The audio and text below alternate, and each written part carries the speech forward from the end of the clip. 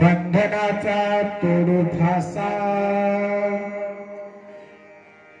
देऊ आशा टाकोनी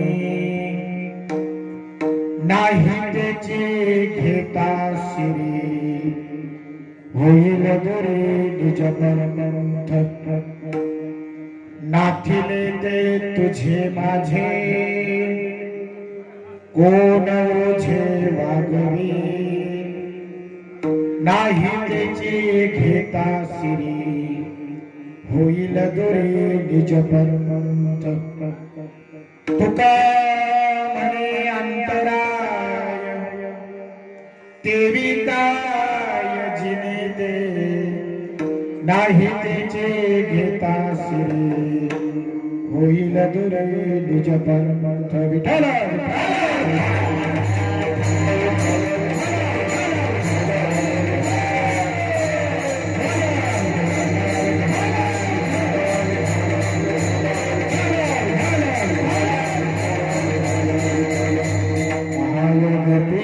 तटे भीमरथ्या वरं कुंडलिकाय जातुंडमिन्द्र समागत्यतिष्ठन्तमानन्दकन्दं परब्रह्मलिङ्गं भजे पाण्डुरङ्गम्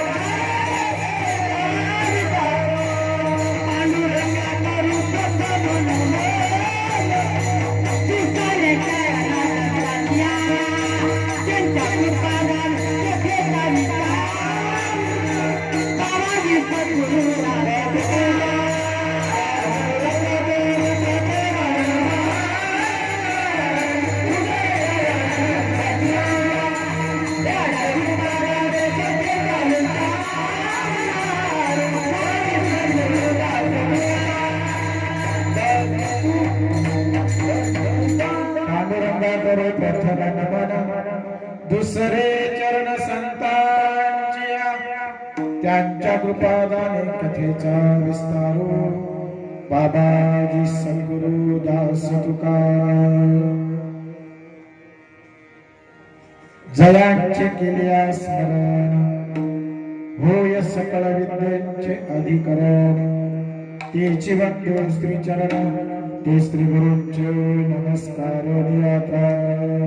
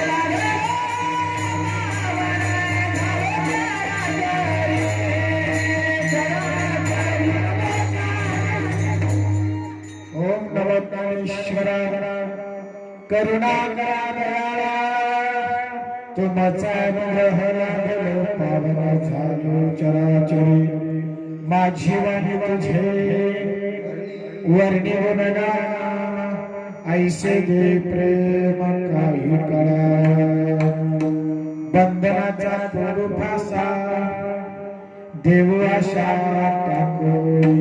प्रस्तुत कीर्तन रूपी सेवेकरता निवडलेला अभंग, महान भगवत भक्त वारकरी संप्रदायाचा कळस, जगद्गुरु संत श्रेष्ठ श्रीमंत श्री तुकोबाराय महाराज यांचा 4 चरणांचा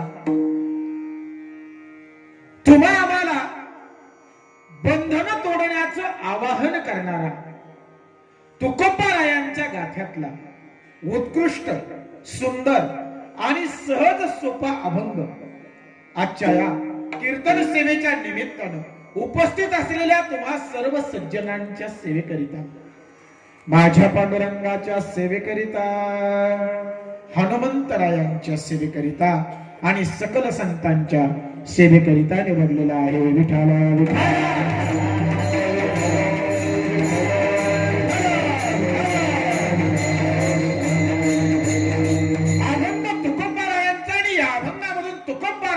तुम्हा आम्हाला एक आवाहन करावं. आवाहन करणारे संत श्रेष्ठ श्रीमंत श्री तुकोबाराय आहे. आणि या अभंगाद्वारे तुकोबाराया तुम्हा आम्हाला बंधन तोडून टाकू, आशा टाकून देऊ. जे ओझ तुम्ही आम्ही जीवनभर आयुष्यभर आम्ही माथ्यावर वागवतो ते ओझ एकदाच टाकून देऊ आणि भगवंताशी तादात्म्य करून भगवत स्वरूप जीवन जगू, असे एक आवाहन करणारा अत्यंत सुंदर असा अभंग आहे. जीव जन्माला येतानाच काही गोष्टी आपल्या बरोबर घेऊन जन्माला येतो. जरी माणसं म्हणत असली की जन्माला एकटंच यायचं आणि एकटंच जायचं मेल्यानंतर, पण कोणताच जीव येताना एकटा येत नाही आणि जाताना सुद्धा एकटा जात नाही. कीर्तनाला वेळ कमी आहे आणि बारकाईने कीर्तन ऐकायचं. 9, 9:15च्या आसपास कीर्तन संपवायचं. त्यात प्रॉब्लेम असा झालाय, मला जाणवलं अभंग अनोळखी वाटतोय. म्हणजे थोडस तसा अभंग सोपा आहे पण कदाचित पाठातला नसावा, तरी सहकार्य असावं ही विनंती.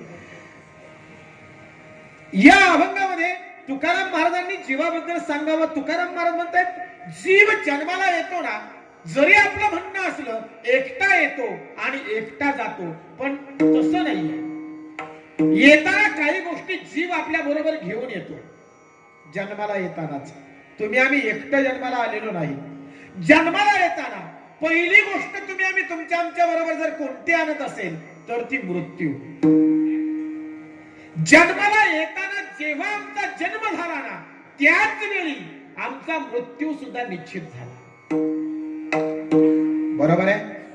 दुसरी गोष्ट तुम्ही आम्ही तुमच्या आमच्या बरोबर घेऊन येतो जन्माला येताना, आणि ती गोष्ट म्हणजे प्रारब्ध. खरंय ना. जन्माला येताना तुम्ही आम्ही तुमचं माझं प्रारब्ध घेऊनच जन्माला येतो. प्रारब्धाशिवाय कुणीच जन्माला येत नाही. बरोबर आहे. तिसरी गोष्ट तुमच्या माझ्या बरोबर जन्माला येते ते म्हणजे तुमचं माझं संचित. लक्षात घ्या, संचित, प्रारब्ध आणि क्रियामान याच्यात फरक आहे. जे मागचं साठवलंय ते संचित, जे सध्या सुरू आहे ते क्रियामान, आणि जे पुढे प्राप्त होणार आहे ते प्रारब्ध. अगदी सोप्या भाषेत सांगतो, मागचं जे साठलेलं आहे त्याला संचित म्हणतात. आता जे सुरू आहे त्याला क्रियामान म्हणतात. आता तुम्ही कीर्तन ऐकत आहात आणि कीर्तन ऐकण्याची फलश्रुती नक्कीच काहीतरी प्राप्त होणार, ती क्रियामानात येतो. परंतु याची फलश्रुती जेव्हा लगेच प्राप्त न होता पुढे ढकलली जाते तेव्हा ती प्रारब्धात जाते. लक्षात घ्या, प्रारब्धात. आणि तेच प्रारब्ध पुन्हा जन्माला येताना संचित म्हणून जन्माला येतो. 3 गोष्टी तुम्ही आम्ही घेऊन आलो. एक, जन्माला येताना तुमचा माझा मृत्यू, दोन प्रारब्ध किंवा संचित म्हटलं तरी हरकत नाही, जे मागच्या जन्माचं साठवलंय भोगलं नाही म्हणून ते पुन्हा भोगण्यासाठी प्राप्त झालं. ठीक, या तीन गोष्टी तुम्ही आम्ही बरोबर घेऊन येतो आणि चौथी एक गोष्ट तुमच्या माझ्या बरोबर जन्माला येते, ते म्हणजे बंधन. आईच्या उदरामध्ये असताना जीवाला बंधन नाही. कीर्तन व्यवस्थित बारकाई नाही का? आईच्या उदरामध्ये असताना जीवाला बंधन नाही. तो जीव परमात्म्याशी तादात्म्य धरून आहे. तुम्हाला माहित आहे, आईच्या गर्भामध्ये तोच जीव सोहम सोहम सोहम या अनुभूतीवर आहे. त्याचं भगवंताशी तादात्म्य आहे. तो भगवंताशी एकरूप आहे, त्याच्या सत्तेशी एकरूप आहे. आणि तो स्वतःची अनुभूती कसा व्यक्त करतोय? सोहम सोहम. पण एकदा की आईच्या उदरातून बाहेर आला की त्या जीवाच्या मानगुटीवर दोन गोष्टी बसतात या संसाराच्या, आणि संसार बंधनाला सुरुवात होते. त्या दोन गोष्टी कोणत्या? एक मोह आणि दुसरी माया. जन्माला आल्याबरोबर तुमचं माझं हृदय जातं मोहाच्या आधी आणि तुमची माझी बुद्धी जाते मायेच्या आधी. ऐकताय सगळेजण? हृदयावर कब्जा घेतो मोह आणि बुद्धीवर कब्जा घेते माया.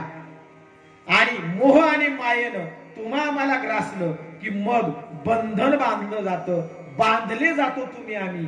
ते बंधन म्हणजे संसार बंधन. विठ्ठल विठ्ठल.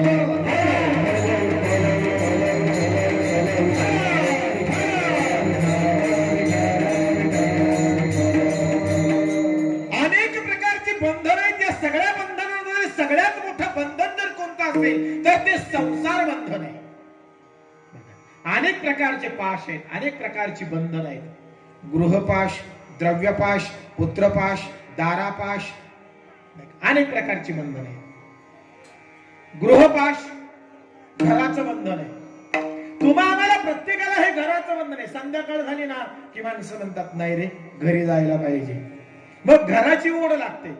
पाखरांना देखील बघा ना तुम्ही, किंवा जनावर जरी असतील ना तरी संध्याकाळ झाली ना की रानामध्ये चरणारी जनावर आपसूक आपल्या घराकडे निघायला सुरुवात करतात ना. पक्षी सुद्धा आपल्या घरट्याकडे येतात. याला म्हणतात गृहपाश, घर घर. दारापाश, दारा म्हणजे पत्नी, बायकोचं सुद्धा बंधन आहे.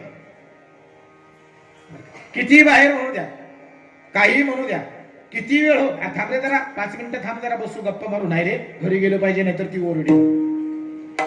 घरी गेलं पाहिजे नाहीतर उगाच बोंब बोंब व्हायची. मग घरी काय जायचं नाही म्हणाले, तिचं ओरडणं ऐकण्यापेक्षा घरी गेलेलं बरं. दारापाश, पुत्रपाश, अर्थ लक्षात आला. मुलाचा पाश, मुलांचा पाश.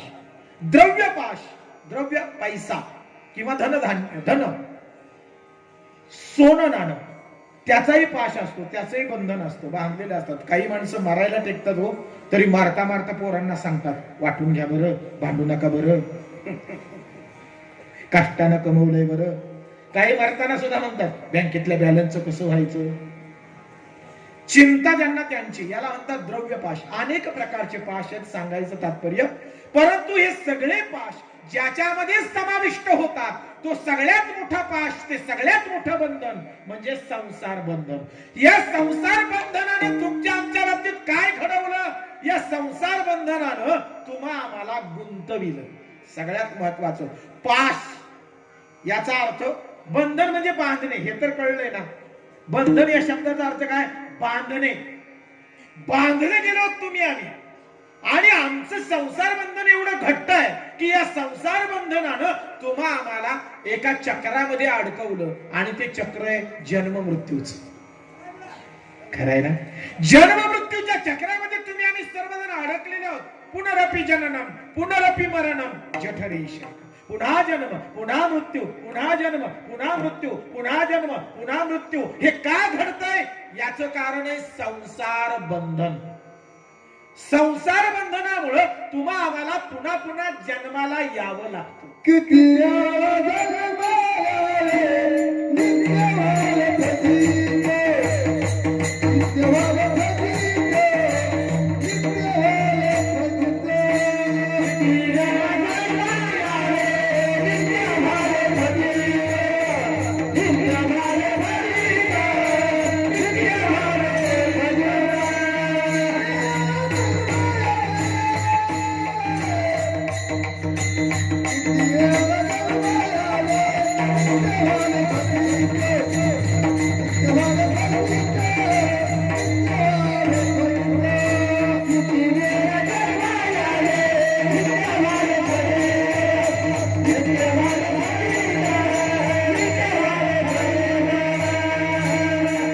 किती वेळा जन्मा यावे, किती व्हावे फजित.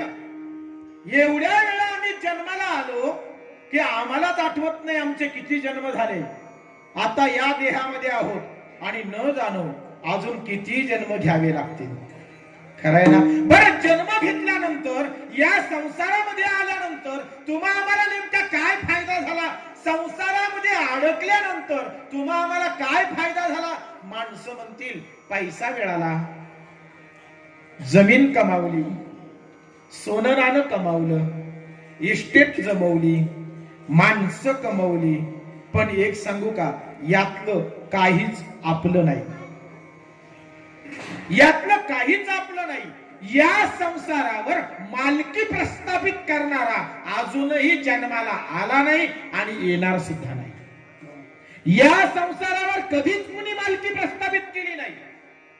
आता तुमच्या नावावर असलेली जमीन ही आता तुमच्या नावावर असेल, पण तुम्ही जन्माला यायच्या आधी ती दुसरी कुणाच्या तरी नावावर होती आणि आपण गेल्यानंतर तिचा मालक पुन्हा बदलणार आहे. या संसारावर कधीच कुणी मालकी प्रस्थापित केली नाही. त्यामुळे माझं आपण म्हणत जे जगतो ना ते व्यर्थ आहे. संसारामध्ये काहीच आपलं नाही. हे पहिलं वाक्य नीट लक्षात ठेवा. जरी आम्ही जन्माला आल्यापासून मरेपर्यंत माझं माझं माझं माझं म्हणून जगत असू तरी देखील आपलं काहीच नाही. त्याचं कारण आहे, थोडक्यात कारण सांगतो. आपल्या मालकीचं का नाही, तर मुळातच संसाराला अस्तित्व नाही. ज्या बंधनामध्ये तुम्ही आम्ही बांधले गेलो त्या बंधनाला किंवा त्या संसाराला अस्तित्वच नाहीये. संसारच नाहीये. तुम्ही म्हणाल नाहीये तर मग दिसतंय की. बारकाईनं कीर्तन ऐका. नेहमीचं कीर्तन आणि आजचं कीर्तन थोडस वेगळं करा. त्यामुळे बारकाई नाही, कंटाळा येऊ देत नाही, काळजी नका करू. संसाराला अस्तित्व नाही. अस्तित्व नाही म्हणजे संसारच नाही. तुम्ही म्हणाल नाही कसं म्हणताय? घरं दिसतायत, मंदिर दिसतंय, झाडं आहेत, डोंगर आहेत, दर्या आहेत, नद्या आहेत, नदीत पाणी आहे, पक्षी उडतायत, पक्ष्यांचा आवाज आहे, जिकडे तिकडे किलकिलाट आहे, माणसं फिरताना दिसतात, जन्माला येतात, मरतात, जीव जन्माला येतात, मरतात, सगळ्या घटना घडतात, व्यवहार घडतोय. नाही म्हणता कसं? डोळ्यांनी दिसतंय आणि तुम्ही म्हणता नाहीये. होय, नाहीये. तुळशी रामायणाची सुरुवात आहे आणि तुळशी रामायणाच्या सुरुवातीला भगवान शंभूजींचा आणि पार्वतीचा एक संवाद आहे. तुळशी रामायणाची सुरुवात भगवान शंभू आणि पार्वती माता यांच्यातल्या संवादाने आहे. पार्वती मातेनं भगवान शंभूंना प्रश्न विचारला, भगवान जी जगत क्या है? जगत क्या है? भगवान शंभूजी पार्वती मातेला म्हणतायत, उमा जगत मिथ्या. काय शब्द वापरलाय? जगत मिथ्या. मिथ्या म्हणजे खोट. जगत मिथ्या. पार्वतीला हाच प्रश्न पडला जो तुमच्या माझ्या मनात आहे. मिथ्या आहे, खोट आहे, मग दिसतंय कसं? व्यवहार होतोय कसा? तुम्हा आम्हाला जाणवतोय कसा? तेव्हा भगवान शंभूजी म्हणतायत, उमा कहू मैं अनुभव अपना. उमा कहू मैं अनुभव अपना. सत्य हरि भजन जगत सब स्वप्ना. सत्य हरि भजन जगत सब स्वप्ना. पार्वतीने विचारलं हे स्वप्नवत आहे, हे जग जर स्वप्न आहे नाही का, मग दिसतंय बोलतंय हलतंय चालतंय हे कसं? भगवान शंभू म्हणतायत मोहनिशा, शब्द बारकाईने ऐका, मोहनिशा सब सोवनहारा, मोहनिशा सब सोवनहारा, देखही स्वप्ने अनेक प्रकारा. या सगळ्या जीवांना मोहाच्या रात्रीत झोप लागली आणि मोहामुळं यांना अस्तित्व नसलेला संसार अस्तित्ववान वाटला. वास्तविक ते खोट आहे. उदाहरण तुम्हाला देतो, सोपं करतो. शून्य आहे का? पटकन बोलायचं. शून्य आहे का? आहे की नाही? आहे. कसा आहे? बोल. पहिलीच्या मुलाला जरी सांगितलं ना शून्य कसा आहे रे, काढून दाखव पाठीवर, पटकन तो गोल काढतो. किंवा त्याला म्हटलं ना शून्य दाखव, पटकन शून्यावर बोट ठेवतो. शून्याचा आकार आहे की नाही? शून्याला आकार आहे की नाही? आहे. बरोबर. मग शून्य आहे की नाही? आहे. मग शून्याला किंमत काय? शून्य म्हणजे काय? शून्य म्हणजे काय? माझ्याकडे शून्य पैसे आहेत म्हणजे किती आहेत? काहीच नाही. शून्य म्हणजे काहीच नाही. काहीच नाही म्हणजे आहे की नाही? आहे. आहे तर किंमत काय? काहीच नाही. काहीच नाही म्हणजे नाहीये का? जगत आहे. किंमत काय? शून्य. शून्य. शून्य. शून्य जरी आकार असला, दिसत असला तरी शून्य म्हणजे काहीच नाही. तसं संसार दिसत असला, त्याला आकार असला तरी उत्तर काय? संसार काहीच नाही. संसार काहीच नाही. शून्याला प्राप्त करता येतं का? मी शून्य कमावला म्हणजे काय कमावलं? काहीच नाही कमावलं. मी शून्य कमावला म्हणजे काय कमावलं? काहीच नाही कमावलं. तसं संसारात किती कमवा, उत्तर काय? शून्य. संसारात किती बेरीज करा, उत्तर काय? शून्य अधिक शून्य, उत्तर काय? शून्य अधिक शून्य अधिक शून्य, उत्तर काय? 1000 वेळा शून्यात शून्य मिळवले, उत्तर काय? तसं संसारात किती कमवा, उत्तर काय? कारण संसार काय आहे? विठ्ठल विठ्ठल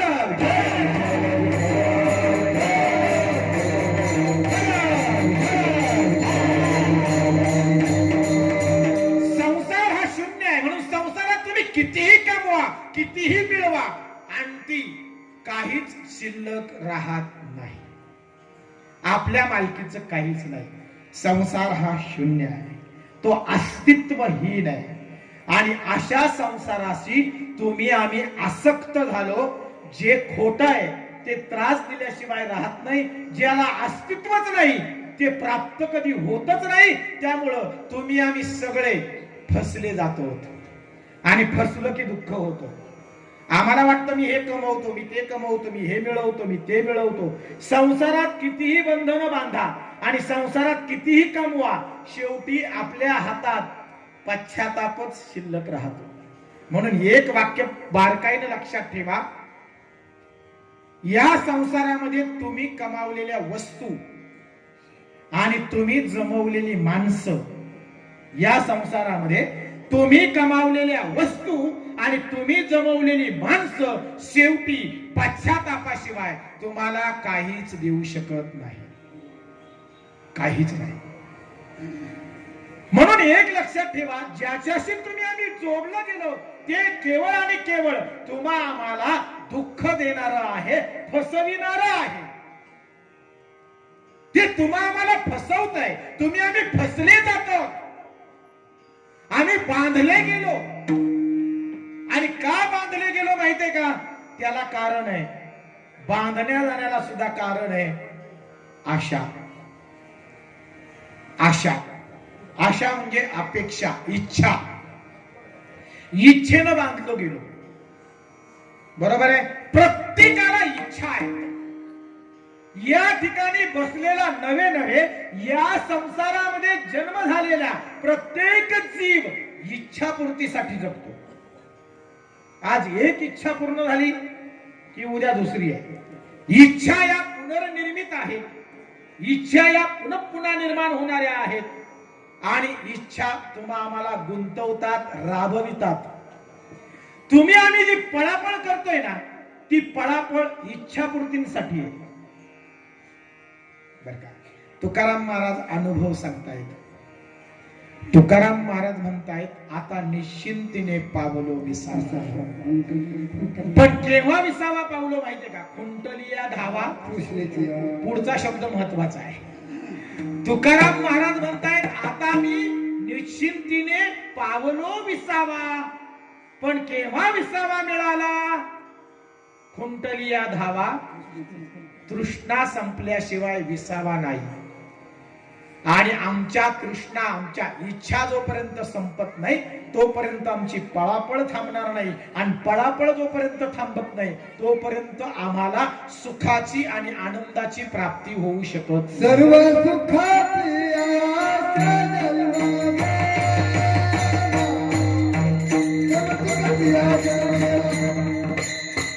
सर्व सुखाची आशा जन्मभेला.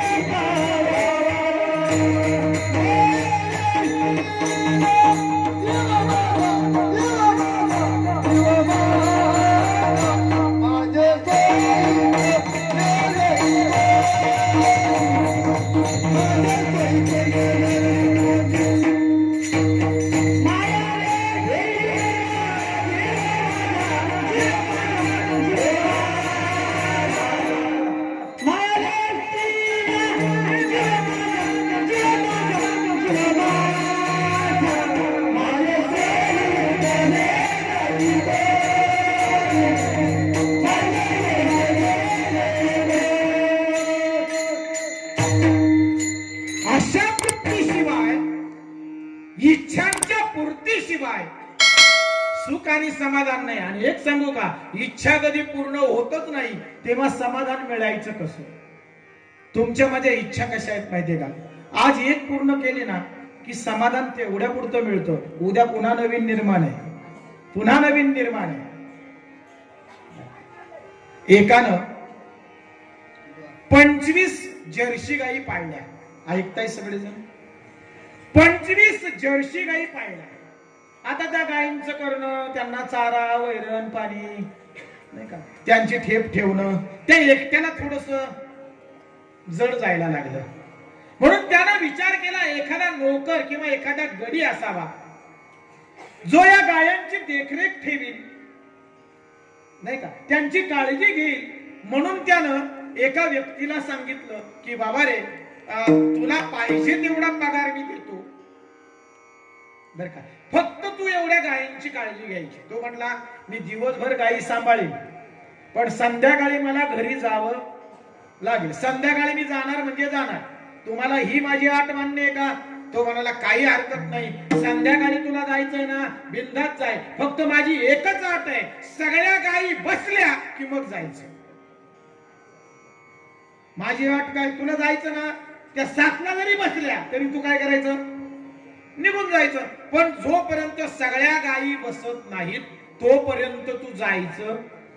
तो म्हणला, चालेल, काय अडचण नाही, पगार म्हणेल तेवढं. पहिल्याच दिवशी ड्युटीला आला, दिवसभर गायी चारल्या, संध्याकाळी आणून त्या गोठ्यामध्ये बांधल्या आणि एक खुर्ची टाकून त्या गोठ्याच्या बाजूला बसून राहिला. कशासाठी? गायी बसण्याची वाट पाहिला. 1 बसली, 2 बसल्या, 3 बसल्या, 4-5 बसल्या, 10 बसल्या, 15 बसल्या, 24 गायी बसल्या, एकच उभी राहिली. 11 वाजलेत. म्हटलं आता ही 1 बसली की घरी जायचं, पण ती गायी काय बसायचं नाव घेईना.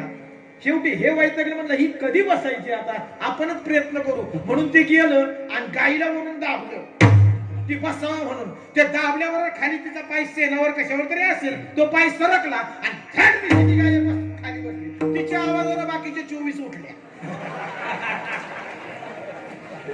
रातभर जागे राहिले घेता काय सांगायचं तात्पर्य कळलं का आता वाटतंय इच्छा पूर्ण झाल्या पुन्हा कुठून तरी निर्माण होतात त्या गायींसारखी आमची गंमत आहे एक पूर्ण झाली दुसरी आहे ती पूर्ण झाली तिसरी आहे ती पूर्ण झाली चौथी आहे सगळ्या पूर्ण झाल्यासारखं वाटतं की पुढची लगे डोकं वर काढतं त्या पद्धतीनं आमचे जीवन चाललं इच्छापूर्तीसाठी चाललं कधीच सोपा सेट नाही हो घरामध्ये कधीच नाही पण एक दिवस बाहेरून आलं वैतागून झाला म्हणला बायको अगं आपल्याला सोपा सेट घ्यायचा म्हणजे घ्यायचा ती म्हणली बाई इथून मग तुम्हाला एवढ्या वेळा सांगितलं सोफा सेट घ्या तेव्हा तुमच्या डोक्यात आलं नाही आणि आज कसं काय तुमच्या डोक्यात आलं नाही म्हणला घ्यायचं म्हणजे घ्यायचं पैसा नाही ती म्हणली कुठून घेणार असं काय करते तुझ्या गळ्यातले 4 मणी मोडू पण सोफा सेट घेऊच ती म्हणली आज असं झालं काय नाही म्हणले त्या आमच्या घरी गेलो होतो आणि त्यानं मला मुद्दाम घरी नेलं आणि कशासाठी नेलं म्हणाले त्याने नेलं आणि मला म्हणला बसा ना सोफा सेटवर त्यानं कालच नवा सोफा सेट आणला मला खास सोफा सेट दाखवायला घरी नेलं हा तो सोफा सेट घेऊ शकतो मी घेऊ शकत नाही का काही झालं तरी आजच्या आज सोफा सेट घरी आला पाहिजे इथून मागं बायकोनं सांगितलं तेव्हा आणलं नाही आज मात्र त्याच्या मनामध्ये सोफा सेट घेण्याची इच्छा निर्माण झाली एक सांगू का इच्छा या पुनर्निर्मित निमित्तानं निर्माण होतात आणि म्हणून इच्छा तृप्ती मर्यापर्यंत संपली नाही मर्यापर्यंत 80 वर्षाचं म्हातार मरायला टेकलं अगदी धुगधुगी माहिती धुगधुगीवर म्हातार लोक जमल्यात नातेवाईक जमल्यात सगळ्यांना फोन केलेत सगळे आलेत कारण आता डॉक्टरनंच सांगितलं होतं म्हाताऱ्याची गॅरंटी नाही आता म्हाताऱ्याची सेवा करा सांगितल्यावर मग सगळेच आले गावातले लोक म्हणजे म्हाताऱ्याचं काही खरं नाही आता पार शेवटच्या स्टेपला आहे गर्दी झाल्यानंतर कोणीतरी त्या गर्दीतलं एक जण म्हणला त्या बाबांना विचारा त्यांची शेवटची इच्छा काय विचारतात नाही का एक जण गेलं त्या बाबांच्या कानाजवळ आणि बाबांच्या कानात म्हणलं बाबा तुमची शेवटची इच्छा काय त्या धुगधुगीच्या अवस्थेतून त्या बाबांनी डोळे उघडले आणि ते बाबा शेवटची इच्छा काय सांगितली म्हणलं का मला गाभू खायचा आहे शेवटची इच्छा काय मला गाभू खायचा आहे आता तोंडाचा लाडू झालाय 2 मिनिटानं मरणार आहे तरी शेवटची इच्छा काय मला लाडू खायचा आहे म्हणजे मरेपर्यंत माणसाच्या इच्छा संपत नाही आणि तुम्हाला सांगू का इच्छाच आमच्या बंधनाला कारण आहे आम्ही जे बांधले गेलो ना त्याला कारण आहे इच्छा एकाला म्हटलं येतो का रे पंढरपूरला म्हणला नाही महाराज तुम्ही माझ्या मनातलं बोलले हो माझी खूप इच्छा आहे पंढरपूरला यायची मी ठरवलंय एक दिवस मला वारी करायची गळ्यात माळ घालायची ज्ञानेश्वरी वाचायची मी ठरवलंय म्हटलं मग अडचण काय नाही म्हणले महाराज पोरा अजून असंच बेकार फिरत आहे त्याला एकदाची नोकरी लागली ना का मग मी मात्र निवांत झालो सुदैवानं त्या पोराला त्या वर्षी कॉल आला आणि त्याला नोकरी लागल्यानंतर तर बातमी कळली म्हटलं काका लागली का नोकरी पोराला म्हणाले हो लागली नोकरी म्हटलं चला पंढरीला जाऊ आता कोरोनाही गेलाय जाऊ पंढरपूरला ते म्हणले महाराज माझ्या मनातलं बोलला पंढरपूरला जायचंच आहे गळ्यात माळ घालायचीच आहे ज्ञानेश्वरी वाचायचीच आहे म्हटलं मग अडचण काय नाही म्हणलं एकदा पोराचं पिवळं झालं ना हात का मोकळाच म्हणलं वारी करायला म्हटलं काय हरकत नाही सुदैवानं त्याच वर्षी पोराचं हात पिवळे झाले लग्न झाल्यानंतर मग असुद बाबा बसली होती म्हणले बाबा झालं का पोराचं लग्न म्हणले हो झालं बाबा म्हटलं मग आता काय चला वारीला जाऊ म्हणले नाही हो माझ्या मनातलं बोलले मला वारीला जायचंच गळ्यात माळ घालायचीच ज्ञानेश्वरी वाचायचीच पण फक्त आता एकच इच्छा राहिली म्हणलं आता काय इच्छा आहे म्हणले काय नाही एकदा नातवंडाचं तोंड पाहिजे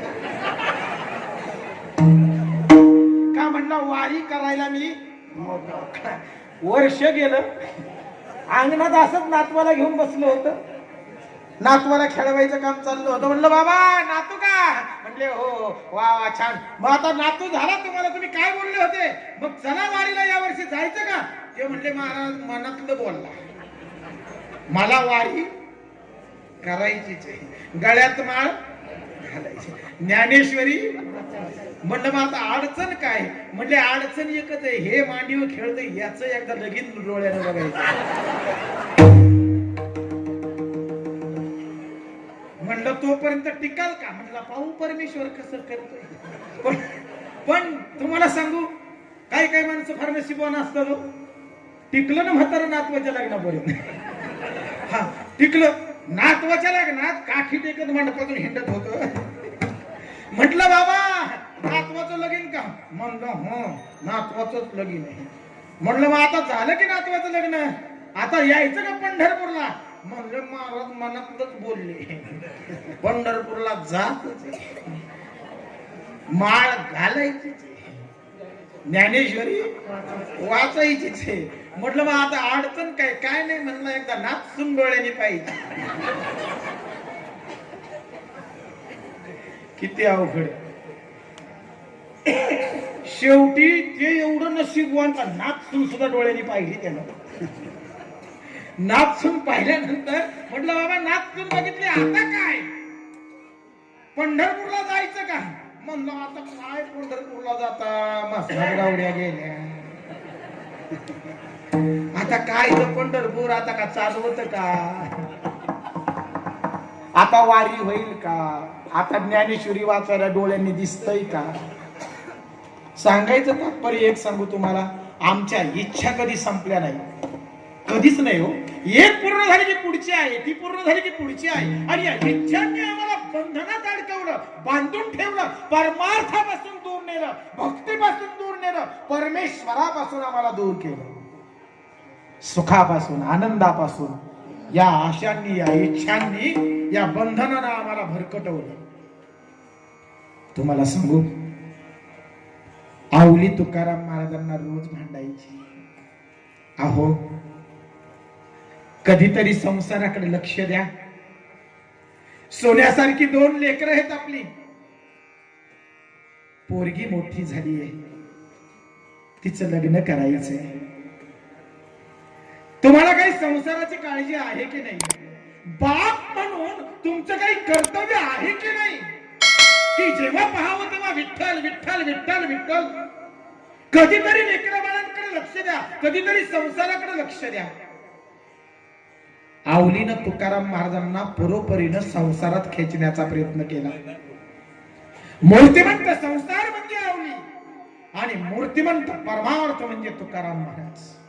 परमार्थाची परिसीमा म्हणजे तुकाराम महाराज आणि संसाराची परिसीमा म्हणजे आवली. लक्षात घ्या. आवलीनं परोपरीनं तुकोबारायांना संसारात ओढण्याचा प्रयत्न केला, व्यवहारात ओढण्याचा प्रयत्न केला, पण तुकोबारायांनी संसाराच्या नावे तुकाराम महाराज म्हणतायत, संसार केव्हाच देवापायी वाहिला, वाहू हा संसार देवापायी वाहिलाय संसार आवले. आता पुन्हा संसारात येण्याची इच्छा नाही. अहो अहो पण लेकीचं लग्न राहिले अजून. बाप म्हणून तुमचं काही कर्तव्य आहे की नाही? तडातडा आवली बोलली. तुकाराम महाराजांनी शेजारच्या गावाला जावं, येलवडी नावाचं गाव. एक नवरदेव शोधला लेकीसाठी. तिकडच्या माणसांनी संतांची पोरगी आमच्या घरात येते आनंदानं होकार दिला. येलवडी गाव. तुकाराम महाराजांच्या मुलीचं नाव होतं भागीरथी. भागीरथीचा विवाह झाला. जाताना तुकाराम महाराज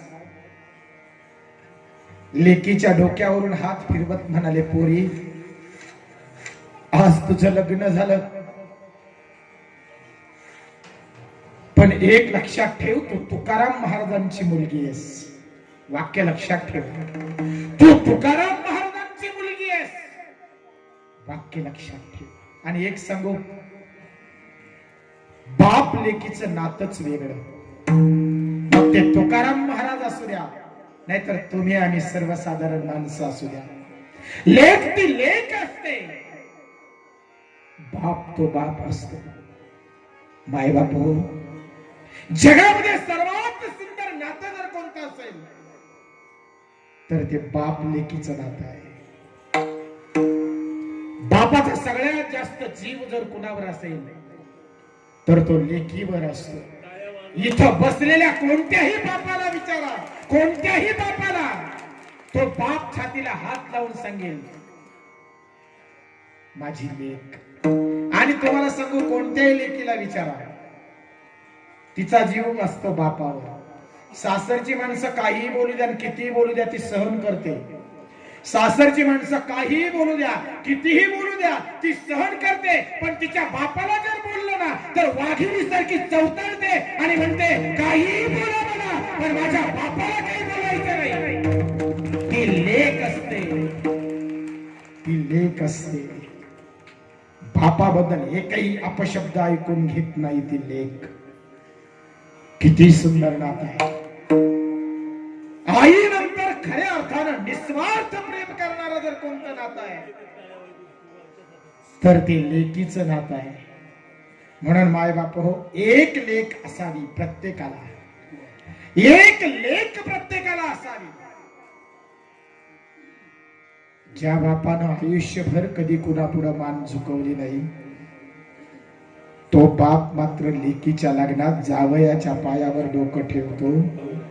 आणि कधीच जो बाप रडला नाही, तो बाप डोळ्यात पाणी आणून जावयाचा हात हातात घेऊन त्याला सांगतो, जावई बापू, माझी लेक अल्लड आहे, तळ हाताच्या फोडाप्रमाणे तिला वाढवलं. माझ्या लेकीचं काही चुकलं तर मला फोन करा, मला सांगा, पण माझ्या लेकीला रागावू नका. तिला नाही समजतो कसं वागायचं, माझ्या लेकीला सांभाळून घ्या. म्हणून ढसा ढसा रडतो ना, त्याला बाप म्हणतात. किती सुंदर नातं आहे. माझ्या तुकोपरायांनी भागीरथीला छत्तीशी धरला. पोरी पोरी आजपासून परकी झालीस तू मला. तशी लेक कधी परकी होत नाही, पण दान केलं ना की अधिकार राहत नाही, हे लक्षात ठेवा. पोरी सासरी जातीयस, पण एक लक्षात ठेव, तू तुकाराम महाराजांची मुलगी आहेस. त्यावेळी प्रवास फार नसायचा. येलवडी गावामध्ये भागीरथीचं लग्न झालं, सासरी गेली, सासरी वासिन झाली. पण देहू गावातली एक माळीनबाई भाजी विकायला रोज येलवडीला जायची, रोज जायची आणि मुद्दामून भागीरथी ताईची भेट घ्यायची. आज तुकाराम महाराजांनी असं कीर्तन केलं, तसं कीर्तन केलं. आज तुकाराम महाराज असे बोलले कीर्तनामध्ये, तसे बोलले कीर्तनामध्ये. पोरीला सांगायचे आपल्या बापाचं कर्तृत्व, आपल्या बापाचं वक्तृत्व, आपल्या बापाचा पुरुषार्थ ऐकताना भागीरथीच्या डोळ्यामध्ये अश्रू यायचे. माझे बाबा. तुकाराम महाराज वैकुंठाला निघाले. कितीतरी वेळा तुकाराम महाराजांच्या मनामध्ये लेकीचा विचार आला, भागीरथीला कळवलं पाहिजे, भागीरथीला कळवलं पाहिजे. पण दुसरं मन तुकाराम महाराजांचं सांगत होतं, जर माझ्या भागीला कळलं तर ती मला वैकुंठाला जाऊ देणार नाही. भागीरथीला न कळवताच तुकाराम महाराजांचं वैकुंठ गमन झालं. रोज येलवडीला येणारी माळीनबाई 4 दिवस झाली येलवडीला गेलीच नाही. पण पोट शांत बसू देत नाही. भाजी विकली नाही तर पोट कसं भरणार. 4 दिवसानंतर ती माळीनबाई येलवडीला गेली आणि गेली तीच भागीरथीच्या घरी गेली. दारातून जड अंतकरणानं हाक मारली, भागीरथी ताई बाहेर या. भागीरथी ताई आल्या. माळीनबाईला विचारलं, बाई अगं 4 दिवस तुझी वाट बघत होती, आली नाहीस, कसे माझे बाबा. माळीनबाईच्या डोळ्यामध्ये अश्रू आले. ताई ताई बाबांबद्दल विचारू नकोस. काय झालंय? माझे बाबा आजारी आहेत का? काही झालंय का त्यांना? ताई, तुझे बाबा आता या जगात नाही. त्यांचं वैकुंठ गमन झालं. तुझे बाबा माझे गुरु वैकुंठाला गेले. भागीरथी धड दिसत जमिनीवर कोसळली. ढसा ढसा रडू लागली. मला न सांगता कसे गेले, मला न सांगता कसे गेले माझे बाबा, माझे बाबा. म्हणून भागीरथीने टाहो फोडला. बाबा गेले कोण्या गावा, बाबा गेले कोण्या गावा.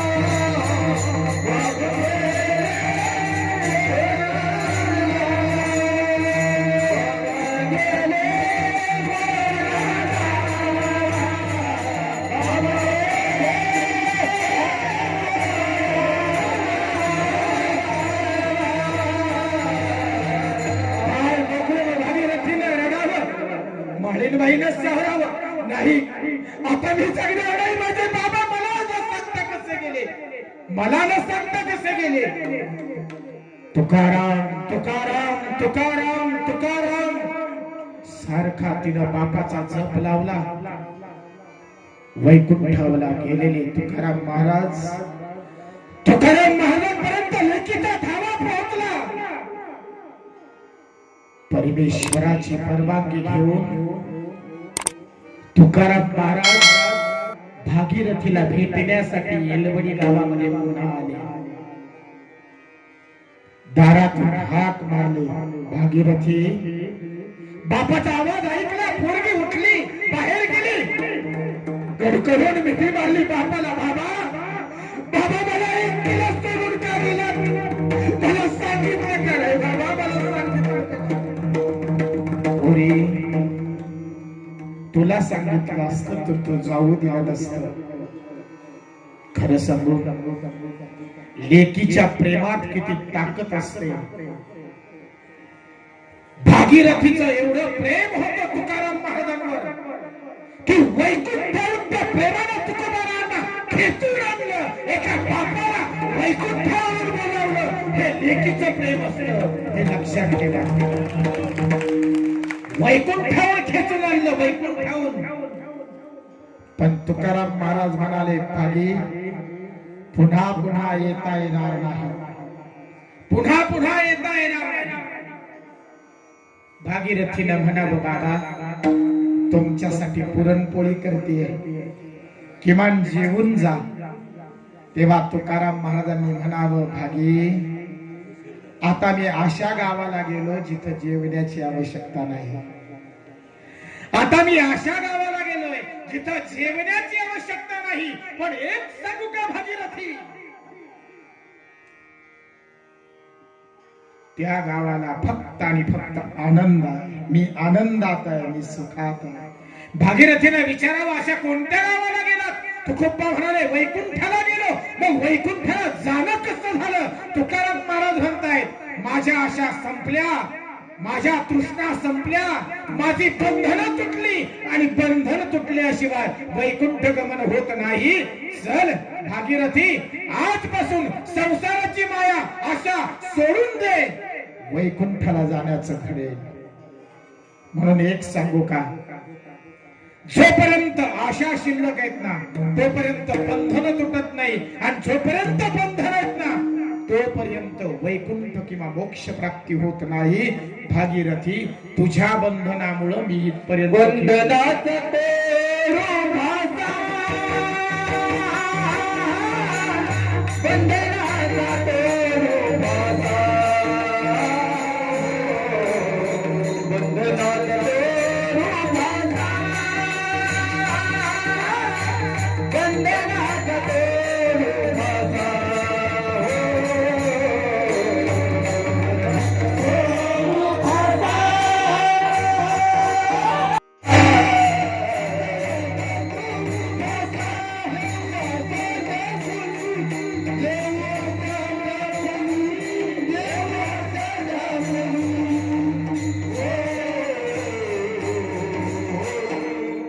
बंधनाचा तेरो भासा,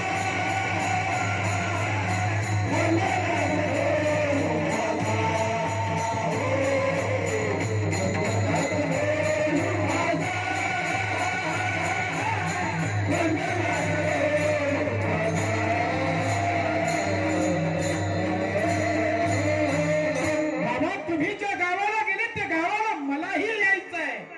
तुकोबाराया म्हणाले, त्या गावाला जायचं असेल तर आशा संपाव्या लागतात, बंधन तुटावी लागतात. भागीरथी, बंधनाचा तोडू फासा, देऊ आशा टाकूनी, मगच मोक्षाची प्राप्ती होते, अन्यथा प्राप्ती होत नाही. सुख आणि आनंद मिळावा याच्यासाठी बंधन तुटावी लागतात. फार महत्वाची गोष्ट आहे. सहज तुम्हाला प्रश्न उपस्थित होतो, ही बंधनं आमच्या गळ्याभोवती अडकलीच कशी? त्याला उत्तर एका शब्दात तुकोबांनी दिलं, ते म्हणजे आशा. तुम्हाला माहितीये माकड कसं पकडतात माहितीये का? माकड कसं पकडतात? एक छोट्या तोंडाची घागर असते बर का, असे छोट तोंड असतं त्या घागरीचं, आणि माकड दिसलं की त्याच्या समोर, माकडाला चणे फार आवडतात, चणे. त्या माकडासमोर चणे जर धरले, त्या घागरीत त्याच्यात एकच टाकले ना, ते माकड काय करतं माहिती का? ते चणे काढण्यासाठी घागरीत हात घालतं. घागरीत हात घातला का मूठ भरून चणे घेतं. आता मूठ भरून चणे घेतले की मूठ आवळले गेल्यामुळे हाताचा आकार वाढतो, त्या तोंडात त्याचा हात अडकतो घागरीच्या, कारण घागरीचं तोंड लहान असतं. त्या घागरीत, त्या तोंडामध्ये त्याचा हात अडकला की माकड त्या घागरीत अडकतं. का अडकलं माहितीये का? चणे हातात आहेत. सोपी गोष्ट आहे, त्यानं जर चणे टाकले ना तर हात सहज बाहेर निघेल आणि त्याची सुटका होईल ना. पण ते चणे टाकत नाही, त्याला चण्यांची आशा आहे, कळतंय ना? त्याला चण्यांची आशा आहे, ते मूठ सोडत नाही, आणि मूठ सोडत नाही त्यामुळे त्याची सुटका. तसंच आमचं आहे, आम्ही आशा टाकत नाही त्यामुळे आमची सुटका होत. मासे कसे पकडतात माहिती का? ते म्हणाल तुम्हाला अनुभव आहे का? नाही, मला अनुभव नाही, पण मी ऐकलंय. त्या गळ असतो ना, गळ, त्या गळाला पुढे काय लावतात माहितीये का? काय म्हणतात त्याला? आमिष. हा, ते गळाला लावलं जातं, आणि तो गळ पाण्यात टाकला की त्या आमिषानं मासा भुलतो, आणि त्या आमिष किंवा ते खाद्य जे असतं त्याचं, ते खाद्य खायला तो त्या गळाला स्पर्श करतो, आणि त्याच्या घशात तो काटा अडकतो. अर्थात त्या आमिषाच्या किंवा त्या भक्ष्याच्या इच्छेनं जर तो मासा तिकडे जात नाही तर गळाला अडकत नाही, पण त्याला आमिष आहे, त्याला इच्छा आहे ते खाण्याची, म्हणून तो तिथं गेला आणि अडकला. आमचंही तसंच आहे, आम्हाला काहीतरी इच्छा आहे आणि त्याच्या प्राप्तीसाठी आमचा प्रयत्न आहे. म्हणून आमची बंधनं ही आमिषामुळे आहेत, आमची बंधनं ही इच्छांमुळे आहेत. वास्तविक इच्छा संपल्या की बंधनं आपोआप संपतात. संपवण्याची गरज नाही, जास्तीचे प्रयत्न करण्याची गरज नाही. इच्छा टाका, बंधनं मिटतील. तुम्ही म्हणाल बंधनं तोडायचीच का? कशासाठी तोडायची? चांगलंय की चाललंय ते? जे चाललंय ते चांगलंय की? माझी लेक, माझा पोरगा, माझा बाप, संसार, काय चांगलंय मला सांगा? वाटतं चांगलं, पण चांगलं काहीच नाही. ते वाटायला चांगलं वाटतं, पण दुःखच आहे की नाही. शेवटी जन्म मृत्यूत अडकणे आहेच की नाही. आणि जेव्हा जेव्हा या संसारात जन्माला येऊ तेव्हा तेव्हा दुःख आहेच की नाही. मग जर आमची सुटकाच होत नाही तर आशा आणि अपेक्षा का कराव्यात. बरं, प्रश्न असा केला गेला तुकाराम महाराजांना, तुकोबाराया, आमची बंधनं तुटावीत म्हणून आशा टाकून द्याव्यात असं तुम्ही म्हणताय. परंतु जर एकीकडे तुम्ही आम्हाला असं सांगितलं की हा संसारच नाही. वास्तविक एक सांगू का, मगाशी आपलं एक दृष्टांत तुम्हाला सांगितला शून्याबद्दलचा. शून्याबद्दलचा दृष्टांत तुमच्या लक्षात आला असेल तर तुम्हाला मी एक त्या ठिकाणी सुचवलं की संसाराला अस्तित्व नाही. बरोबर आहे, संसाराला अस्तित्व नाही, पण तुम्ही आम्ही त्याच्यात अडकलो ना. जसं तहान लागली की मृगजळ पिऊन तहान भागत नाही. तहान लागली की मृगजळानं तहान भागत नाही. मृगजळ जरी डोळ्यांनी दिसलं तरी मृगजळाला अस्तित्व नसतं. तसं संसार जरी डोळ्यांनी दिसला तरी अस्तित्व नाही. या संसारामुळं तुम्ही आम्ही अडकलो हे सगळ्यात मोठा तोटा. आणि दुसरा सगळ्यात मोठा तोटा काय झाला माहितीये का, आमच्या डोक्यावर ओझं वाढलंय अभंगाच्या दुसऱ्या चरणामध्ये. नाही त्याची गीता शिकवा.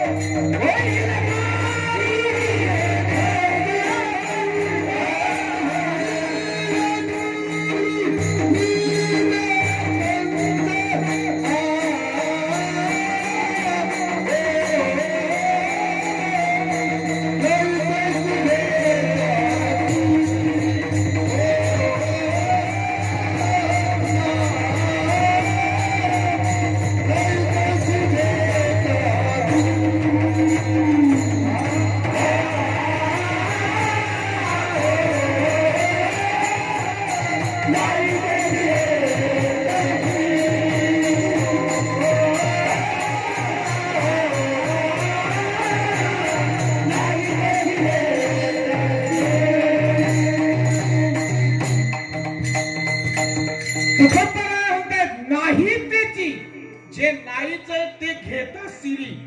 मुद्दा लक्षात आलाय, अर्थ लक्षात आलाय. नाही त्याची घेता सिरी होईल दुरी निज पंथ. जे तुमच्या माझ्या जीवनाचं ध्येय आहे त्या ध्येयापासून तुम्ही आम्ही दूर होतोय का, नको तेच डोक्यावर घेतलंय. काय झालं, रस्त्यानं जात असताना एका माणसाला गाडीनं उडवलं. गाडीनं उडवल्यानंतर तो माणूस जागच्या जागी खल्लास झाला. त्याच्या नातेवाईकांनी याच्यावर केस केली. केस केल्यानंतर पोलीस आले, याला पकडलं, जेलमध्ये टाकलं. जेलमध्ये टाकल्यानंतर याचे दाजी होते, ते दाजी म्हणले तुम्ही जेलमध्ये गेले बहिणीचे हाल व्हायला लागले, लेकरांचे हाल व्हायला लागले. एक काम करू, मी काय करतो, तुमचा आळ माझ्या माथी घेतो. काय नाही, तुम्ही बाहेर गेल्यानंतर जामिनावर मला सोडवा, मग केस काही चालूच राहते 30 वर्ष 40 वर्ष, त्याचा काही विषय नाही का. परंतु तुमचे आणि तुमच्या लेकरांचे हाल होत आहेत, बहिणीचे हाल होत आहेत. बहिणीसाठी, माझ्या भासवंडांसाठी मी माझ्या डोक्यावर आळ घ्यायला तयार आहे. तुम्ही फक्त म्हणा मी काय केलं नाही, यांनी केलंय. मी सांगेन का मीच केलंय. जेलर साहेबांना सांगितलं, म्हणाले त्यांचा काही दोष नाही, त्यांना सोडून द्या, चूक माझ्याकडून घडली, माझ्यामुळे झालंय, मला आतमध्ये टाका. जेलर साहेब म्हटले काय हरकत नाही, तू गुन्हा कबूल करतोय, तू आत, हा बाहेर. आता त्याला आत टाकलं, वास्तविक त्याला आत टाकलं, त्याचा गुन्हा आहे का काही? त्याने फक्त काय आळ डोक्यावर घेतलाय. त्याच्यानंतर 4-5 दिवसांनी त्या जेलचं इन्स्पेक्शन होतं, आणि इन्स्पेक्शन असल्यामुळं आणि त्या जेलमध्ये जास्त गर्दी झाली, एका बॅरिकेडमध्ये 4-4, 5-5 कैदी असल्यामुळं असं ठरलं की त्यातले काही कैदी येरवाड्याला न्यायचे. कुठं न्यायचे? येरवाड्याला न्यायचे. मग हजेरी घेतली. आता यानं बळच याचं नाव दिलं होतं, मग याचं नाव दिलं, याचं नाव आलं, आणि याला जे गाडीत टाकला तो येरवाड्याला गेला तर अजून परत नाही आला. नको ते आळ डोक्यावर घेतलं की बंधनात अडकावं लागतं, आणि जो निजपंथ आहे तो दूर होतो. सांगायचं तात्पर्य एक आहे, आम्ही काय केलंय माहितीये का, जे नाहीच आहे ते डोक्यावर घेतो. हे माझं, ते माझं, ते माझं, ते माझं, घर माझं, जमीन माझी, पैसा माझा, सगळं माझं माझं म्हणत डोक्यावर घेऊन मिरवतोय. वास्तविक जन्माला येताना आपल्या मालकीचं काही नाही, जाताना आपल्या मालकीचं काहीच नाही. या मध्यंतरी फक्त आम्ही डोक्यावर ओझ, बरं ते ओझ इतकं आहे ना, ते ओझ वाहून वाहून माणसं थकली हो, थकली माणसं. इतकं ओझ झालं डोक्यावर, इतकं ओझ झालं की माणसं थकली. काहींना अगदी चालवे ना, बसून घेतलं, वय झालं, पण माणसं बंधनातून बाहेर पडायला तयार नाही. हे सगळ्यात मोठं दुःख आहे.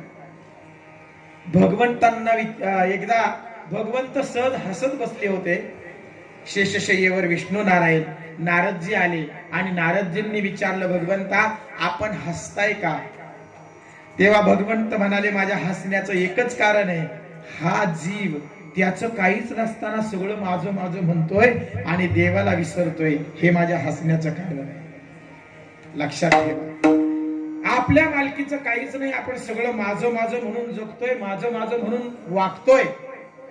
हेच आपल्या दुःखाचं कारण आहे आणि हेच आपल्या फसण्याचं कारण आहे. आणि म्हणून नाही तिथे घेता श्री होईल तुरी निजपंथ. निजपंथ या शब्दाचा अर्थ असा आहे की आपण ज्या ध्येयासाठी जन्माला आलो त्या ध्येयापासून आपण प्रत्येक जण आज दूर आहोत. मला सांगा, तुमच्या माझ्या जीवनाचं ध्येय काय? आम्ही का जन्माला आलो? कशासाठी जन्माला आलो? जन्माला येण्याचं कारण काय? जन्माला आल्यानंतर आम्हाला काय प्राप्त करायचंय, काय मिळवायचंय?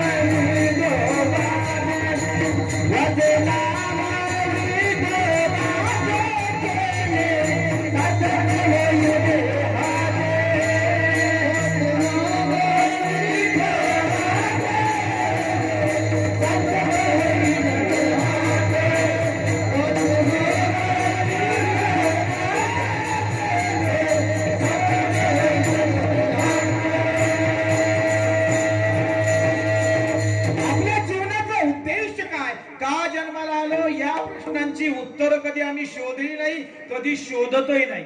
मला खरं सांगा, आपल्या जीवनाचं ध्येय काय? का जन्माला आलो? तुम्ही आम्ही जिवंत का आहोत? कधी आम्ही शोधलंय का या प्रश्नाचं उत्तर? कधी निवांत बसून या प्रश्नाचं उत्तर बघितलं का शोधून? आत्मपरीक्षण केलं का? आम्ही जिवंत का?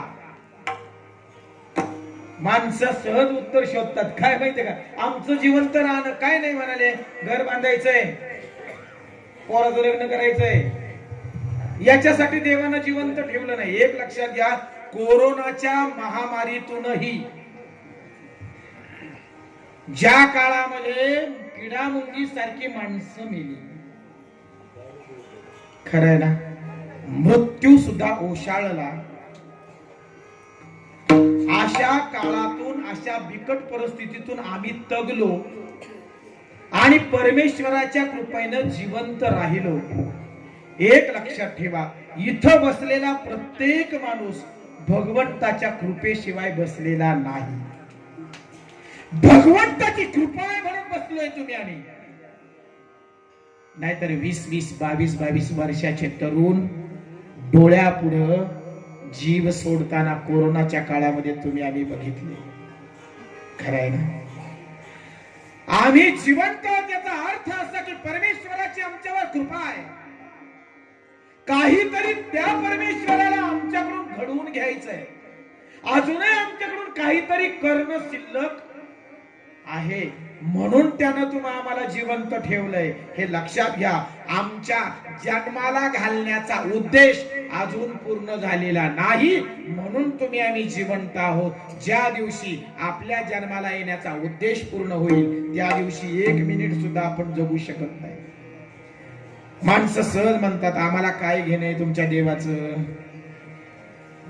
आम्हाला तुमच्या देवाची गरज नाही. पण एक सांगू का, तुम्हाला नसली गरज तरी त्याला गरज आहे म्हणून जिवंत ठेवलाय. ज्या दिवशी त्याला वाटेल ना आपली गरज नाही, त्याच्या सत्तेनं आपण जिवंत आहोत एवढं लक्षात ठेवा. आणि माणसाचं जन्माला येणं, मी माणसाचा शब्द वापरतोय बरं का, बाकीच्या जीवांबद्दल मी बोलत नाही, पण माणसाचं जन्माला येणं, त्या जन्माला येण्याचं आणि नरदेह मिळण्याचं एकच कारण आहे. सांगतो तुम्हासी भजारे विठ्ठल,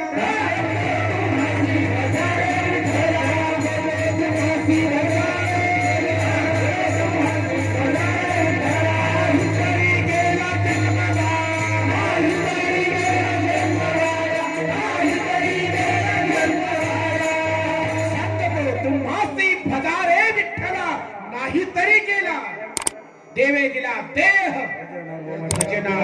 आमच्या जीवनाचं ध्येय आम्हाला सापडलं नाही, गवसलं नाही.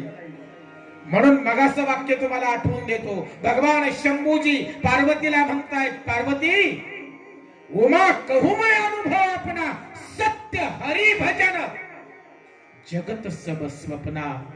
स्वप्नवत जगामध्ये तुम्ही आम्ही रममान झालो आणि सत्याला विसरलो. सत्य फक्त भगवंत आहे, सत्य फक्त भगवंताचं नामस्मरण आहे. सत्य साच खरे नाम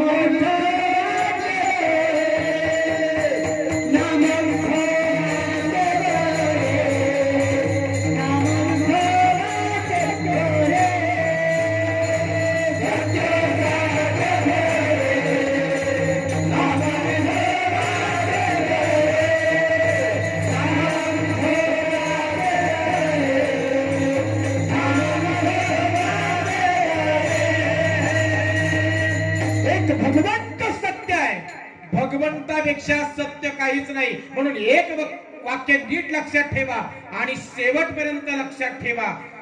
देवाशिवाय इतर कोणत्याही वस्तूवर आणि व्यक्तीवर जर तुम्ही प्रेम केलं तर तुम्हाला अंतकाळी रडावंच लागेल.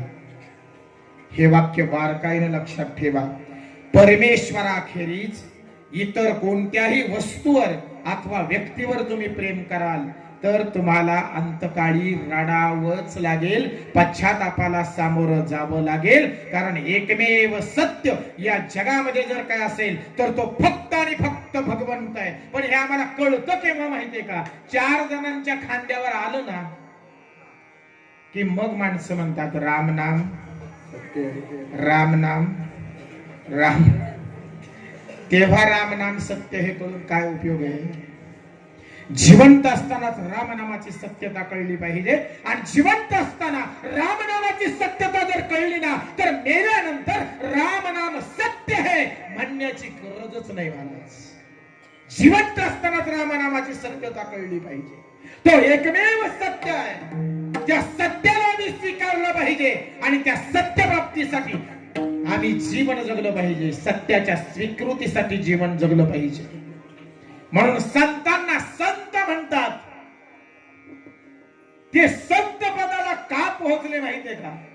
काय बरं संत शब्दाची अर्थ व्याख्या काय? संत शब्दाची व्याख्या कोणी सांगेल?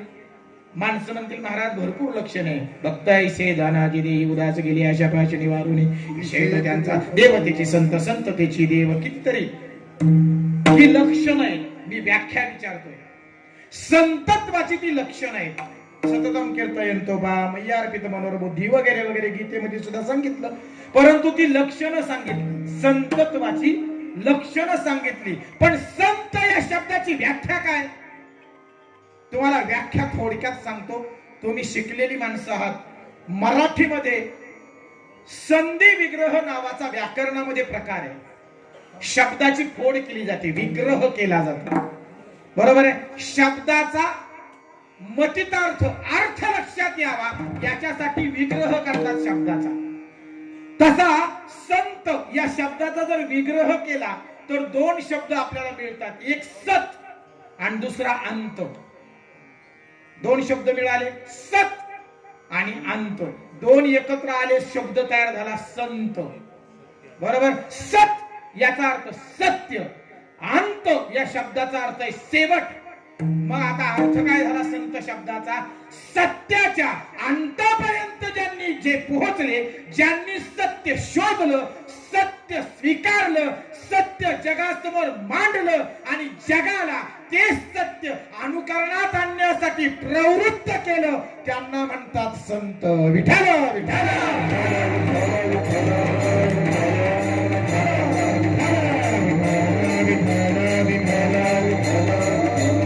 सत्याच्या अंतापर्यंत पोहोचले, ज्यांनी अंतिम सत्य शोधलं, त्या अंतिम सत्यापर्यंत पोहोचले.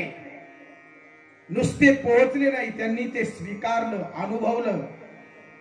अनुभवलेलं जगासमोर मांडलं आणि नुसतं मांडलं नाही तर जगाला ते अनुकरणात आणण्यासाठी प्रवृत्त केलं.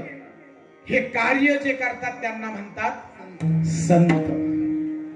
आणि म्हणून सत्य शोधलं पाहिजे, सत्य स्वीकारलं पाहिजे, जीवनामध्ये सत्यासाठी जगलं पाहिजे. खोट्या संसारासाठी आजपर्यंत जगलो नाही ते ओझ आम्ही डोक्यावर घेतलं आणि आयुष्यभर मिरवत राहिलो. खोटी प्रतिष्ठा, खोटा सगळा खोटा आणि दांभिकपणाचं जीवन आम्ही जगत राहिलो. आता आम्हाला सत्यासाठी जगायचं आहे. सातलिया भय नरकादारे, सातलिया भय नरकादारे,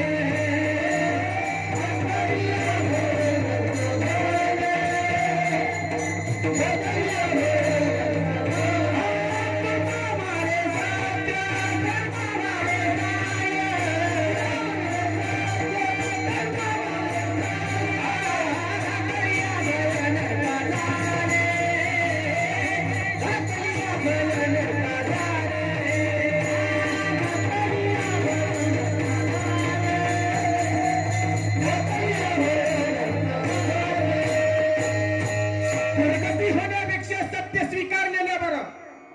आणि म्हणून जोपर्यंत खोट्याच्या मागे पळाल तोपर्यंत रडावं लागेल, पश्चातापाला सामोरं जावं लागेल. आणि ज्या अर्थी आम्ही दुःखी आहेत, कष्टी आहोत, ज्या अर्थी आमच्या डोळ्यामध्ये अश्रू आहेत, ज्या अर्थी आम्ही रडतोय, त्या अर्थी अजूनही आमचा आणि खोट्याचा संबंध संपलेला नाही. खोट्याच्या कपाळी मराठीमध्ये म्हण आहे ना, खोट्यापासून काहीच प्राप्त होत नाही आणि म्हणून आम्हाला काही प्राप्त झालं नाही म्हणून रडणं आहे. आणि म्हणून सत्य स्वीकारा. सत्य नामस्मरण आहे, सत्य भगवंत आहे. त्या नामस्मरणाला, त्या भगवंताला स्वीकारा. जो भगवंताचं अस्तित्व स्वीकारून जीवन जगतो ना त्याला जीवनामध्ये कधी रडण्याची आणि पश्चाताप करण्याची वेळ येत नाही महाराज. संसार चालणारच आहे, तो चालूच आहे. बरीच माणसं म्हणतात माझे नाही, मी नसतो तर यांचं कसं. मी नसलो तर यांचं कसं. प्रत्येकाला गैरसमज आहे. माणसं म्हणतात मी जर नसलो ना तर काही खरं नाही, बायका पोरांचं काही खरं नाही. खरं सांगा महाराज, कुणी कुणासाठी थांबलंय का? रामकृष्णादी अवतार झाले म्हणून जग थांबलं नाही. ज्ञानोबाही संजीवन समाधी घेतली झाले. तुकोबरायाही वैकुंठाला गेले म्हणून जग जगायचं थांबलंय का? जग कुणासाठी थांबलंय का? कुणासाठीच नाही. संतांसाठी थांबलं नाही, देवासाठी थांबलं नाही, तर आपल्यासाठी काय थांबणार? पण आपणच गैरसमज पाळून असतो. मी नसलो तर यांचं कसं, कोणाचंच काही नाही, कुणाचंच कुणा वाचून आडत नाही आणि कुणीच कुणासाठी थांबत. हे लक्षात ठेवा, हे अंतिम सत्य. एका गावाला प्रवचनाला गेलो. तरुण मुलाचा दावा होता. वय वर्ष होतो 24. तरुण मुलगा होता. अपघातामध्ये त्याचं निधन झालं. सारं गाव रडतंय, हळहळतंय, सारे दुःख करतायत. त्याच्या कुटुंबानं तर धरणीवर अंग टाकून दिलंय. त्याला बायको आहे, एक मुलगा आहे, आई आहे, बाप आहे. सगळं गाव हळहळतंय, सगळे रडतायत. मुलगा चांगला स्वभावाचा होता, मदत करणारा होता, चांगला वागणारा होता. सगळ्या गावाच्या डोळ्यात पाणी आहे आणि सगळं गाव एकच वाक्य बोलतंय, करता होता, घरातलं सगळं करत होता. आता हा मुलगा राहिला नाही. याच्या कुटुंबाचं काय, याच्या बायकोचं काय, याच्या मुलाचं काय, याच्या म्हाताऱ्या आई वडिलांचं काय? गावाला हळहळ व्यक्त केली. कुटुंबाला काहीतरी मदत झाली पाहिजे म्हणून गावानं त्याच ठिकाणी पैसे गोळा केले. मला वाटतं काहीतरी 1 का 1.25 लाख रुपये जागेवर जमा झाले होते. पुणे जिल्ह्यातलं गाव आहे. 1.25 लाख रुपये त्या ठिकाणी बसल्या जागेवर लोकांनी जमा केले आणि त्या कुटुंबाला मदत म्हणून दिले. म्हणजे याचा अर्थ एवढं गाव मदत करते म्हणजे मुलगा नक्की चांगला होता. सगळं गाव म्हणत होतं कुटुंबाला मदत झाली पाहिजे. कुटुंब आता वाऱ्यावर आहे, उघड्यावर आहे. ठीक आहे. वर्षानंतर, 1 वर्षानंतर मला त्याच गावामध्ये पुन्हा एकदा प्रवचन सेवा आली. प्रवचन सेवा आल्यानंतर मी त्या गावामध्ये गेलो आणि मला सहज आठवलं. म्हटलं का मागच्या वर्षी मी दाव्याला एका दाव्याला आलो होतो, तो तरुण मुलगा गेला होता. म्हटलं काय हो, एवढं गाव त्यावेळी हळहळलं, रडलं, त्याचे कुटुंबीय एवढे दुःख करत होते. का हो म्हणाले. म्हटलं त्याच्या कुटुंबाचं काय चाललंय? काय नाही म्हणाले, चाललंय सगळं व्यवस्थित आहे. म्हटलं नाही, पण मला त्या कुटुंबाची भेट घ्यायची म्हणून मी सहज त्या कुटुंबाच्या म्हणजे त्या मुलाच्या घरी गेलो. तर त्या ठिकाणी असं कळलं की अनुकंपा या तत्वावर त्या मुलाच्या जागेवर पत्नी सर्व्हिसला लागली होती.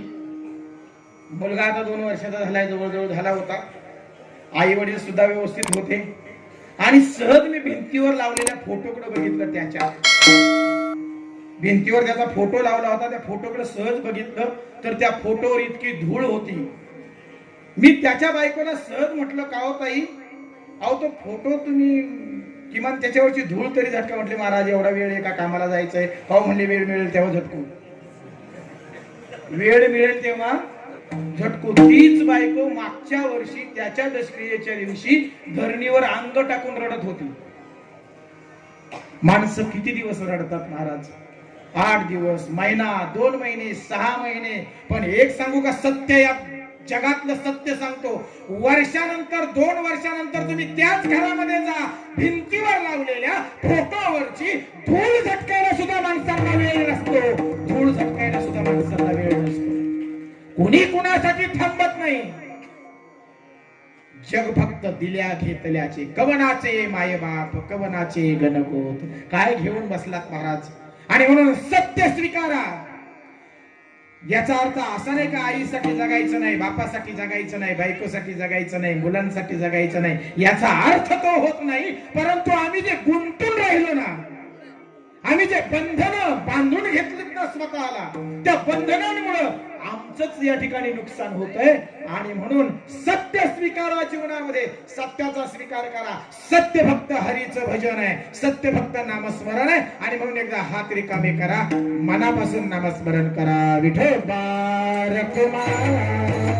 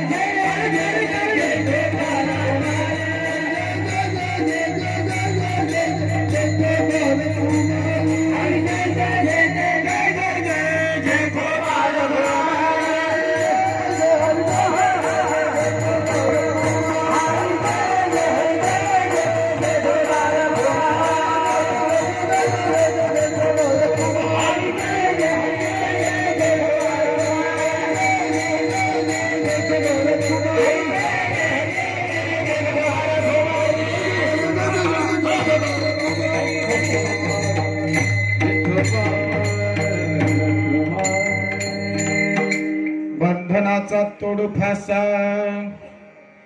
देवशा टाकोनी नाही तेची घेता सिरे होईल दुरे निज बंध. खोट्याचं ओझं डोक्यावर घेतलं त्याच्यामुळं सत्य आपल्यापासून दुरावलं. ते सत्य आपण स्वीकारावं, खोट्याचं ओझं टाकून द्यावं, बंधनं सोडावीत. आशा सुटल्या, इच्छा तुटल्या की बंधनं सुटतील आणि आपसुक तुम्हा आम्हाला तुमचा माझा निजपंथ मिळेल, निजपंथ सापडेल. आणि म्हणून जे तुझं आणि माझं करत बसलो, जे हे माझं आहे, हे तुझं आहे, हे तुझं माझं करण्यात जे आपलं आयुष्य चाललंय ना महाराज, ते काहीच आपलंही नाही आणि त्याचंही नाही. जीवनामधलं सत्य आहे, आपल्या मालकीचं काहीच नाही. खाली हात आया था, खाली हात जाएगा, मुठ्ठी बांध के आया था, हात पसारी जाएगा. प्रत्येकाला हात पसरून जायचंय महाराज. सिकंदर यासारख्या अलेक्झांडरनं जग जिंकलं, परंतु जगातली सगळी संपत्ती जमा करून देखील सिकंदराला या जगातलं काहीच नेता आलं नाही. हे अंतिम सत्य आहे. म्हणून तुम्ही आम्ही बांधलेली गाठोडी इथंच ठेवून जाणार आहोत.